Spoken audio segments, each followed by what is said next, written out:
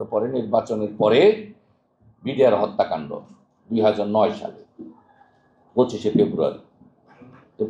তখন আবার আমি রাতে সার্বক্ষণিক বেগম খালেদা জিয়ার গুলশান অফিসে থাকি। বেগম খালেদা জিয়া, বিভিন্ন ওই শিমুল বিশ্বাস, আমি এরকম কয়েকজন ছিলাম।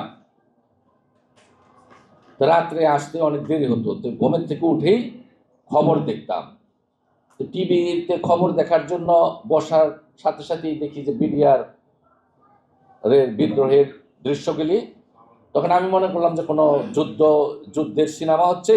দেখতেছি, হঠাৎ দেখি যে ওই এটিএনের একটা মহিলা সাংবাদিক মুন্নি সাহাকে দেখে আমি ভরকে গেলাম, না এটা তো ষড়যন্ত্র।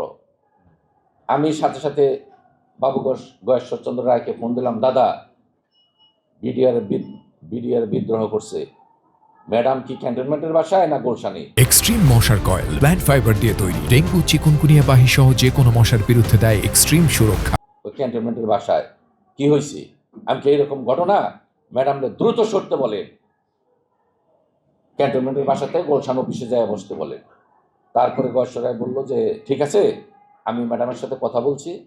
ম্যাডাম দ্রুতই ক্যান্টনমেন্ট ছেড়ে গুলশানের অফিসে যান। আমরা দ্রুত গুলশানের অফিসে গিয়ে আমাদের অবস্থান নেই। যাই হোক, বিডিআর বিদ্রোহ ছিল বাংলাদেশের মেরুদণ্ড ভেঙে দেওয়া।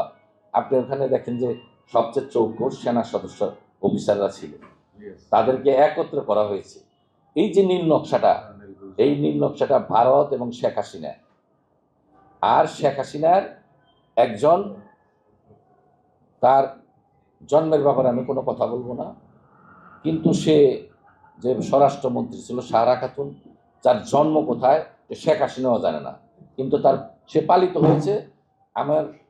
আমার বাবার দাদা কোমর আলী হাজি, উনি জমিদার ছিলেন। উনার পরবর্তীতে আমার দাদা ডেপুটি কালেক্টর, উনি চাকরি ছেড়ে জমিদারির দায়িত্ব নেওয়ার পরে উনি ছিলেন স্টেট ম্যানেজার। উনি আবার বালিয়াটি জমিদারের আমিন ছিলেন। এই আব্দুল আজিজের পালিত কন্যা, তার জন্মের কিন্তু আব্দুল আজিজ সাহেবও জানতেন না।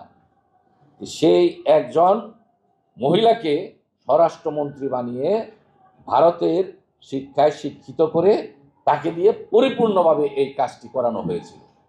আজকে সাহেরা খাতুনের মরণোত্তর বিচার দাবি করছি আমি। সাথী বন্ধুগণ, সকল বাংলাদেশের মাননীয় আজকের প্রধান অতিথি সাহেবের কাছে আমি অনুরোধ করব, আমাদের এই সম্মিলিত কষ্টের ফল যাতে বিফলে না যায়, আপনারা সবাই মিলে আজকে সংসদে গঠনমূলক ভূমিকা পালন করবেন এবং বাংলাদেশের স্বার্থে সবাই ঐক্যবদ্ধ থাকবেন। একে অপরের প্রতি কাদা ছুড়াছুড়ি করবেন না, কারণ হাসিনা এবং জামাত বিএনপি যে অবস্থার শিকার হয়েছে বাংলাদেশের মানুষ চায় না আপনারাও সেই রকম কার্যকলাপে লিপ্ত হন।